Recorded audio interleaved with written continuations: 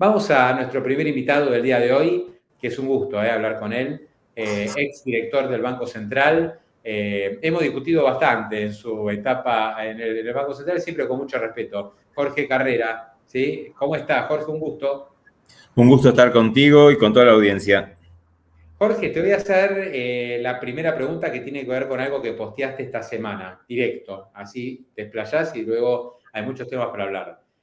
Esto que está ocurriendo, esto que le pasó a Milei en la provincia de Buenos Aires, ¿es por cuestiones políticas, por cuestiones económicas, por ambas? Porque viste que el gobierno dice, no, la economía no tuvo nada que ver, no vamos a corregir nada, vamos a arreglar la política. Vos creo que tenés otra manera de leer el resultado. Sí, yo creo que no fue la política.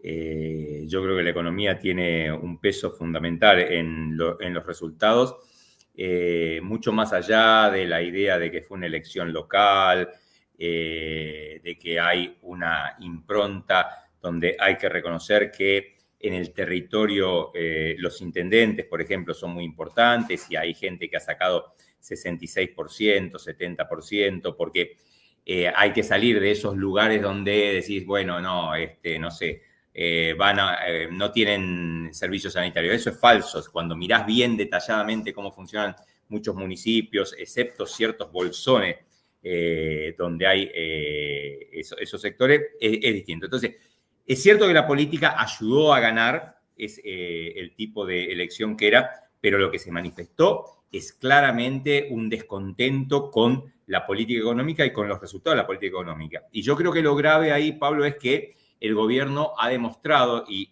perdón por decirlo un poco sin modestia, y una parte del mercado y de los analistas han demostrado no tener sensores adecuados para ver lo que estaba pasando. El presidente hace menos de una semana te decía, estamos creciendo a una tasa que si la anualizo, viste las cuentas raras que hace él, si la anualizo es del 8-10%, y todos sabíamos que prácticamente desde marzo la economía había entrado en una zona de estancamiento porque se habían acabado los motores. El crédito seguía fungiendo, pero mucho menos. La recuperación de los salarios reales ya no era recuperación, sino que era una constante pérdida de más o menos medio punto, un punto en los formales. Entonces no tenías ninguna cosa que empujara la dinámica de la demanda. Una parte de la demanda que existía en realidad era demanda de bienes importados. Entonces lo empezaste a ver, el gobierno no tuvo sensores para capturar eso y siguió pensando que solamente con la apuesta que había hecho, que fue la madre de todos los errores, ¿no? Apostar a rifar el acuerdo con el Fondo Monetario, porque yo creo que es lo que hicieron, ninguneando la acumulación de reservas, por el simple hecho de tener 1 o 2 puntitos menos de inflación en todos estos meses. Es decir, ¿cuánto le iba a redituar, incluso electoralmente, ese punto menos de inflación que tuvimos en junio, ese punto menos o punto y medio que tuvimos en julio? En términos de una situación en donde obviamente la economía se estaba enfriando y después, bueno, obviamente vos lo sabés muy bien, lo has dicho varias veces, la frutilla del postre fue el desaguisado que ellos combinaron con la eliminación de las LEFI. Nunca vamos a saber si eso es una decisión de desconexión que hubo ahí entre el presidente y el equipo económico, da la sensación de que sí, porque se quiso hacer un esquema que no era oportuno. Vos sabés, Jorge, ayer en el streaming, viste, Tres Anclas, ayer habló de esto Caputo, él no reconoció esto que mencionás vos, él dice, no, lo de la LEFI estuvo perfecto, nosotros queríamos salir de la renovación a un día, que la LEFI es renovar todos los días, y queríamos pasar a una renovación más larga, y entonces mandamos la plata a los encajes o a bonos del tesoro, al ICAP. Eso es lo que dicen ahora, yo qué sé, el resultado... Sí, volvieron los encajes remunerados, perdón, volvieron los pases pasivos, digamos, en una forma... Sabía, ¿no? O sea, volvimos a los pasivos remunerados del Banco Central, es decir, el origen de todas las cosas que había sido eliminar las LEFI, las LELIC y los pasivos remunerados del Banco Central, hemos vuelto en una forma, no me quiero meter en las technicality, mucho más oscura, porque no sabés quién es el que está entrando en la rueda simultánea, sabés que es el Banco Central, pero nosotros por lo menos teníamos una tasa siempre la misma. Bueno, no importa eso, pero el Banco Central volvió a tener pasivos remunerados. Yo creo que ellos tendrían que haber dejado las LEFI, hacer esto mucho más transicionalmente, sabiendo que no hay un mercado entre los bancos interbancarios que funcione fluidamente y no meterse con la liquidez, porque terminaron haciendo la tasa que quería ser exógena es endógena, pero además metieron endógenos los encajes remunerados, los encajes no remunerados, cambiaron en 40 días 4 veces el nivel de los encajes, lo llevaron a un nivel récord. Imagínate que un gobierno que no fuera hubiera hecho todo eso con los bancos, pero tenemos los titulares de los diarios que explotaban. Y a mí me parece que hay que ser cuidadoso con los bancos. Yo sé que son sujetos complicados, lo hemos padecido durante muchos años, pero también sé que son sujetos muy importantes y no podés estarle toqueteando todo. La plata de los ahorristas. Al final el banco lo que hace es captar la plata de los ahorristas. Más bien, por eso me parece bien lo que han hecho esta semana. Esta semana recuperaron una cierta cordura, no se están peleando, lograron acordar algunas cosas. Yo no creo que eso les alcance, pero me parece una mejor estrategia. Y me parece que son los únicos que han tomado un poquito de nota, porque si ve la parte política del gobierno, da la sensación de que no tomó nota de esto. Pero bueno, esto es lo que quería plantear, ¿no? Hay varios temas que vamos a ir charlando, pero a ver, digamos, cuando hablamos de cuál fue la responsabilidad o por qué se perdió la elección, el gobierno insiste que es un tema político. Cuando hablo de tema político, creo que hay dos cosas. Hay los intendentes que movilizaron como nunca y el gobierno que estuvo muy desorganizado. Y no se hacen cargo, yo escuché ayer tanto al Caputo, Bausili, Daza, ellos no reconocen, dicen, esto no tuvo nada que ver con la economía.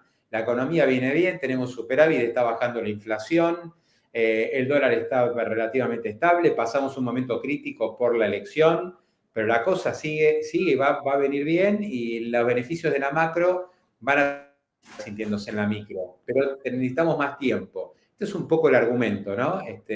No hay una cuestión acá, no, hay que cambiar cosas de la economía. Esto es puramente político. Evidentemente ahí, bueno, cada uno tiene su visión, vos tenés una visión de que sí la economía está sufriendo y bueno, por eso la gente votó como votó. Yo creo que ellos cometen el error muy grande, otra vez no sabemos de quién es la culpa, pero firman una cosa con el Fondo Monetario que estaba bien, acumular reservas dentro de la banda, comprar 4.500, 5.000 millones dentro de la banda. No lo hacen. No lo hacen.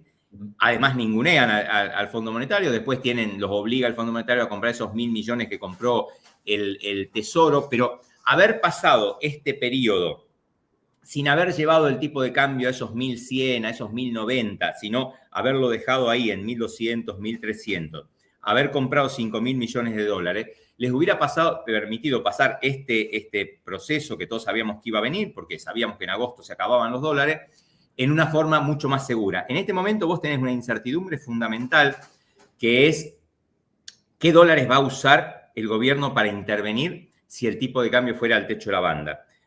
Va a usar los que le queda al Tesoro, que eso hace disparar el riesgo país, porque como muy bien vos dijiste, hay pagos que son importantes y son más de 4.000 millones de dólares, porque de acá al 30 de enero o digamos al 13 de enero, cuando va a venir el fondo, vos tenés casi 10.000 millones de pagos. Es cierto que tenés algo que te va a venir de los multilaterales, pero atenti con los multilaterales, porque cuando ven algo revuelto, siempre hacen con los pies muy lento, lo hemos padecido muchas veces. Entonces, todas las cuentitas que vos tenés de que le pagan... Se borran. Vos tenés que pagar porque eso es sagrado, no podés dejar de pagar, pero siempre aparece un papel que se habían olvidado de firmar y que hace que tarde 2 meses más. Claro. Es así. Entonces, nosotros necesitamos 10.000 millones de dólares. Si el Tesoro ahora vendiera, para defender la paridad, esos 1.000 millones y pico que les quedan, bueno, estamos en problema. Y la otra pregunta que yo me hago es, ¿podrá realmente el Banco Central vender los dólares que tiene como parte del Fondo Monetario? A mí, yo lo hacía en un tuit y en una nota en El Cronista, hablando de esto justamente, de la propuesta de Martín Redrado, diciendo, bueno, pongamos un muro, el famoso muro, que a Sturzenegger lo puso y no le fue bien, un muro de 5.000 millones de dólares para bloquear de alguna forma esas expectativas. El tema es, ¿te dejará el Fondo Monetario usar esos dólares? Sabiendo que la función principal del Fondo Monetario en todo tiempo y lugar es garantizar la fluidez de los pagos internacionales. Al Fondo Monetario lo que le interesa y que quiere que uses esa plata es, si es posible, para pagarle a ellos, pero si además la necesitas para pagarle al BID, a la CAF, al Club de París y a los bonistas. Entonces, yo creo que ahí están las dudas que tiene el mercado y que nos vamos a ir acercando a octubre y esas dudas se van a acrecentar. Bueno, estoy mirando el dólar ahora, en este momento. Al dólar lo tenemos en el Banco Nación, 1.450. ¿Sí? Estamos hablando del dólar oficial. Al borde. El mayorista que está en 1.432. O sea, lentamente como que se va acercando al techo de la banda. Todavía no. Y el mercado está más fluido, hubo más oferta en los últimos días. En algún momento uno no puede descartar que se testee el techo de la banda. Que alguien diga, che, vamos a empezar a comprar a ver qué hace el Banco Central. Puede ocurrir. Por ahora no ha ocurrido y esta semana se estabilizó el tipo de... No se estabilizó, subió bastante, pero no llegó al techo de la banda. Bueno, es que el problema, Pablo, ahí es que otra vez soy autorreferencial, me tengo que corregir, pero nosotros habíamos dicho algo de esto en diciembre cuando hicimos los pronósticos y en marzo. A mí me parece que ahora ya hay un consenso de casi todos los analistas de que después de octubre vas a hacer algo. Algo significa que vas a cambiar esta relación entre tasa de interés y tipo de cambio, y en realidad todo el mundo está pensando que va a haber alguna devaluación, alguna depreciación, como la quieras llamar, soltar el tipo de cambio, tal vez eliminar, lo más probable es que elimines las bandas, pero siempre con un objetivo concreto. Vos tenés que salir a comprar reservas, sean en cuotas de 25 millones por día, pero de alguna forma va a haber una demanda de dólares para acumular reservas y tenés que cortar la demanda de dólares que hay para atesoramiento. No digo con un cepo, pero me gusta que gente como Melconian haya puesto en el ojo de la discusión esta cuestión, ¿no? Porque vos tenés ahí una salida importante de dólares y la otra salida importante de dólares es todo lo que se te está yendo por turismo. Eso, la única forma de corregirlo es con un tipo de cambio que sea mucho más contundente en términos del costo que te cuesta comprar esos dólares, que la gente está considerando que son baratos. Pero por otra parte, el tipo de cambio ya subió, el tipo de cambio real subió 20%. O sea, ya tuviste un aumento del tipo de cambio. Siempre necesitamos más tipo de cambio acá. También eso es peligroso. No, eso es cierto, pero lo peligroso, en vez de, tenés razón, pero lo peligroso no fue haber dejado subir ahora el tipo de cambio, sino haberlo llevado tan abajo. Lo peligroso, con todo respeto, son las ideas del presidente de que piensa que el tipo de cambio puede ir al piso de la banda, que la Argentina va a tener un esquema deflacionario que iba a ir acomodando a ese piso que va bajando para colmo, y que ahí vamos a comprar reservas. Yo no puedo entender en qué cabeza cabe o que íbamos a tener... Eso fue un error garrafal, ¿no? Ahí hubo un error garrafal y la verdad, eso no le pueden decir nada a la oposición porque la oposición estaba en babia en cualquiera, pero no estaba analizando ese detalle fino, por ejemplo, de que Milei diga que iba a haber 50.000 millones de dólares que iban a cubrir 2 bases monetarias. O sea, un montón de cosas. Yo hice una lista de 11 errores no forzados. Me gusta el tenis y esa idea de que no te lo causó la oposición, te lo causaste vos mismo. Entonces, si hubieras dejado el tipo de cambio en ese nivel, si hubieras comprado dentro de la banda, como el Fondo Monetario te decía, comprá y no esterilices, monetizalo, me parece que estarías en una situación un tanto distinta. El problema, Pablo, es, yo me acuerdo charlando con Remes en octubre de 2001, y cuando hacíamos las cuentas, yo siempre he hecho cuentas sobre el tipo de cambio real de equilibrio, distintos modelos econométricos, y nos daba que 1,40 era un número que estaba súper bien, que hasta tenía 5 o 10 puntos de más.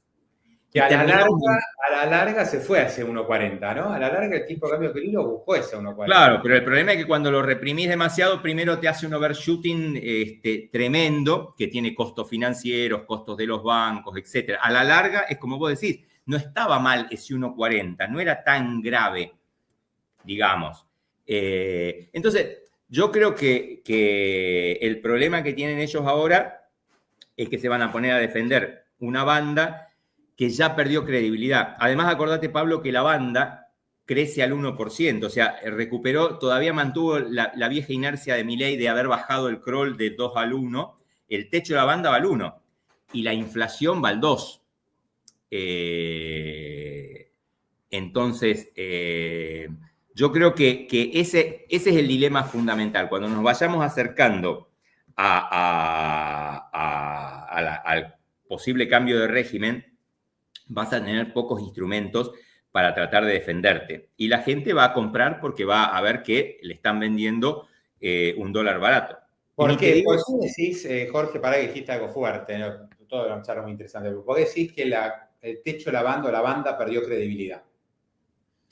Bueno, yo digo porque el techo de la banda va creciendo al 1%, vos has ido teniendo un tipo de cambio que se ha ido depreciando, que es cierto que lo mandaste al piso de la banda, eso junto con la recesión logró tener inflaciones más bajas, pero lo concreto es que vos estás teniendo, respecto a los números que habías hecho con el Fondo Monetario, un déficit que posiblemente, si no fuera por la recesión, tocaría el 2,5% del PIB.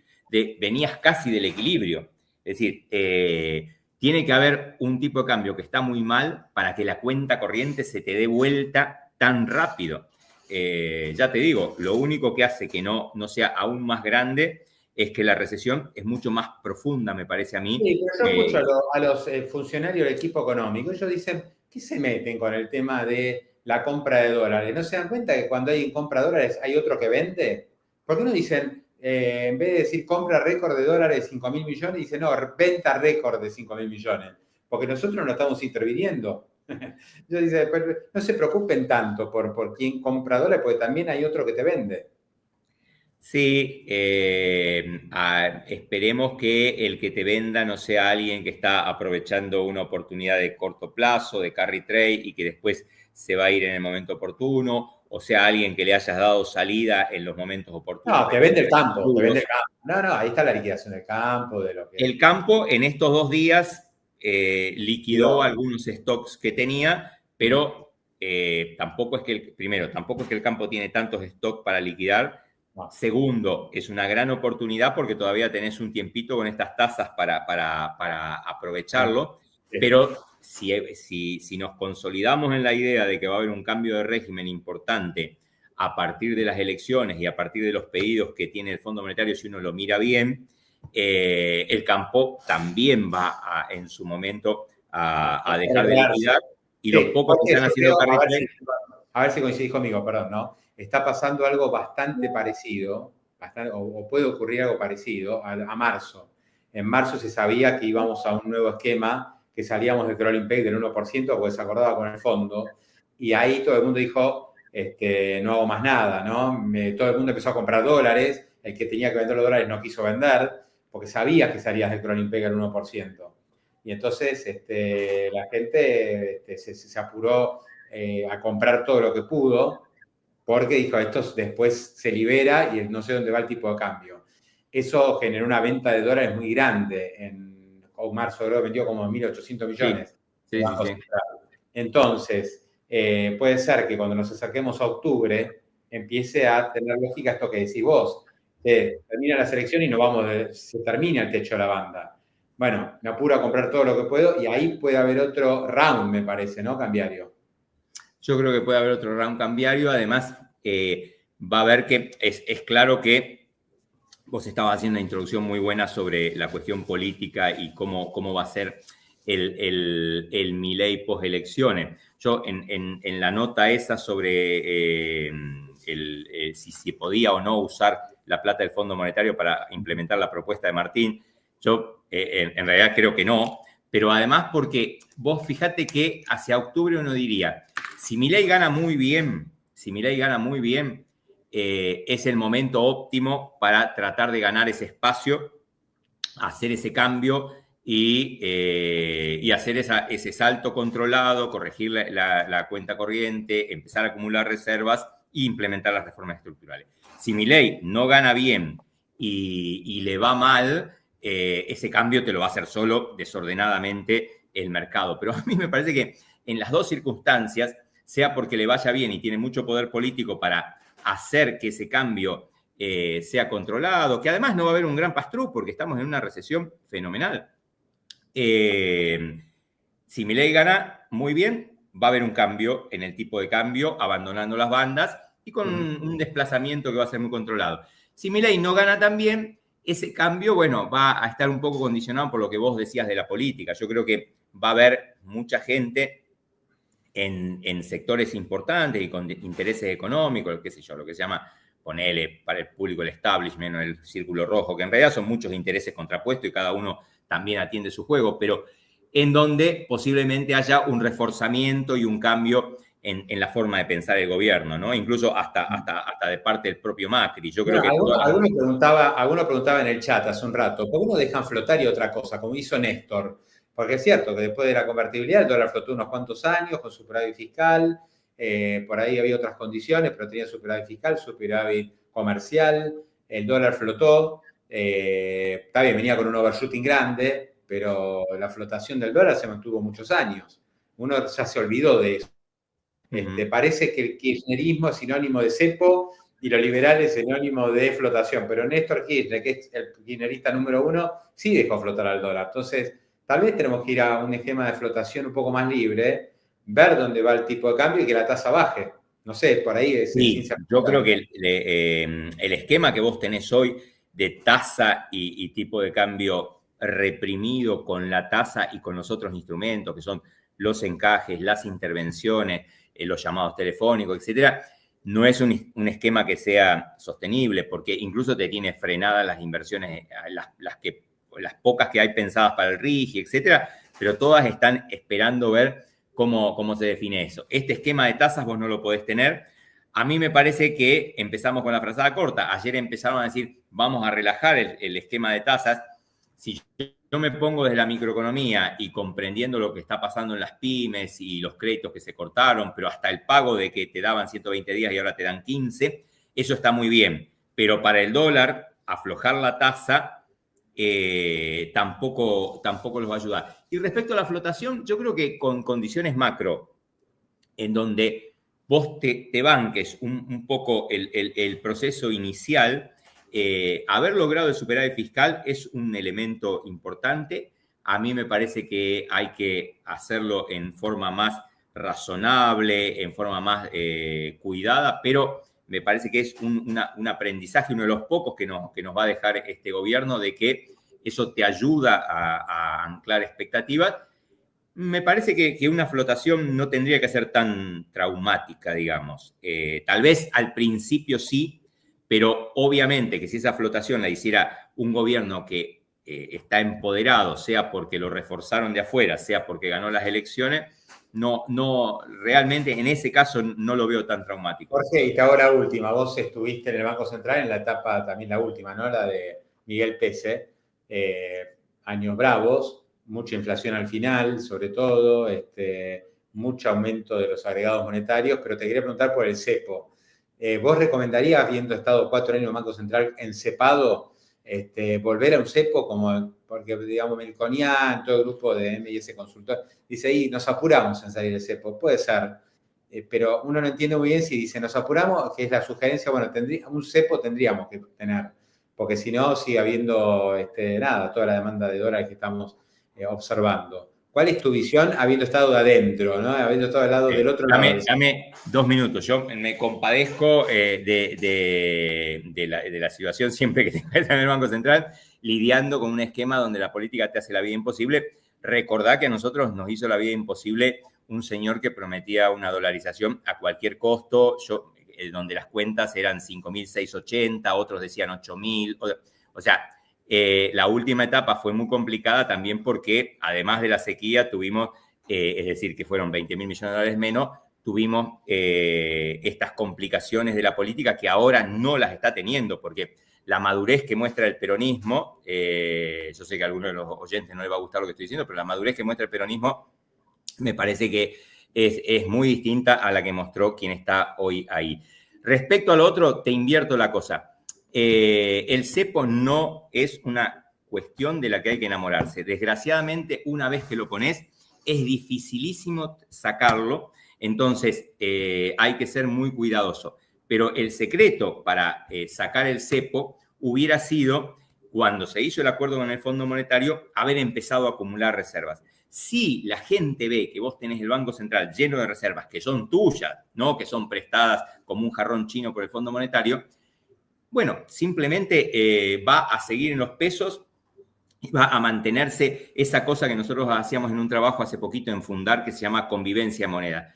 El problema es que en Argentina, en una economía bimonetaria, el Banco Central tiene que tener muchas más reservas que en cualquier lugar del mundo, porque las tiene no solamente para lo que usa todo el mundo normal, que es para garantizar los pagos externos, por si hay un problema, por si hay una sequía, sino también como una garantía de prestamista de última instancia del sistema financiero en dólares, que por suerte, gracias a lo que hemos hecho en otra etapa, está funcionando muy bien y completamente desconectado, a Dios gracias, de todas las locuras que se hace en el sistema financiero en pesos. Entonces, yo digo, para sacar el cepo hay que tener muchas reservas. Ahora, poner el cepo es una cuestión complicada porque quedás siempre entrampado. Tenés el cepo, tenés menos oferta y así vas enroscándote en una espiral que no es positiva. Bien, perfecto. Jorge, bueno, te agradezco, la verdad que muy, muy interesante. Aparte tenés una vasta experiencia, no solo como economista profesional, sino habiendo estado en el Estado, ¿no? Que eso es muy importante para entender un poco más las decisiones que se van tomando. Así que, bueno, vamos a ver, como si esto, me quedé con tu frase, no sé si te entendí bien, pero para cerrar, puedo decir que la plata del fondo no la van a poder usar para defender el techo de la banda. ¿No crees que el fondo va a dar autorización? Por ahí algún dólar sí, pero después no. Sí, hablando de esas experiencias, acordate que yo padecí tener que levantarme a las 6 de la mañana el día después de las PASO para ir a hacer una devaluación que nos había pedido el fondo. Y que nos había obligado, porque nos obligó a hacer una arquitectura financiera única en el mundo. Conseguimos de Qatar, de China, de la CAF, pero ellos no nos depositaban la plata. Entonces, yo creo que es muy probable que hay cosas que se hacen en los acuerdos, que son acuerdos reservados, lógicos, porque obviamente no podrías poner un acuerdo donde dice el ministro y el gobernador del Banco Central se comprometen a, después de las elecciones, tener un tipo de cambio adecuado para volver a tener un superávit en cuenta corriente. Sería terrible para el mercado. Pero a mí me parece que es probable que el Fondo Monetario sea muy cuidadoso en que no use esa plata, porque ellos saben muy bien que vos tenés que pagar 10.000 millones de dólares de acá a enero, y si hay algo que ellos nunca van a querer es que un país entre en arrears, que entre en demoras, en pagos. Esa plata se usa para mantener la fluidez de los pagos internacionales. Y que lo uses para enfrentar una corrida, como hizo Caputo en 2018, vos si lees la evaluación independiente de la auditoría que hizo el Fondo Monetario, esa parte es demoledora. Ahora, yo opino lo mismo, no van a dejar como en el 2018 que se use la reserva, la plata del fondo para defender un tipo de cambio que después no es el que puede sostener. Qué sé yo, esa es la duda. Capaz que un poquito pueden usar, pero yo tengo muchas dudas. Por eso van a atacar con todo lo que tengan desde el otro lado. Encajes, conversaciones, futuros a morir. Fíjate que no podían hacer futuros y ahí el fondo se está haciendo completamente el oso. Si vos lees el artículo, dice, los futuros se podrán usar eventualmente ante algún evento. Hace 4 meses que están vendiendo futuros. Jorge, abrazo, te agradezco mucho. Gracias por la invitación.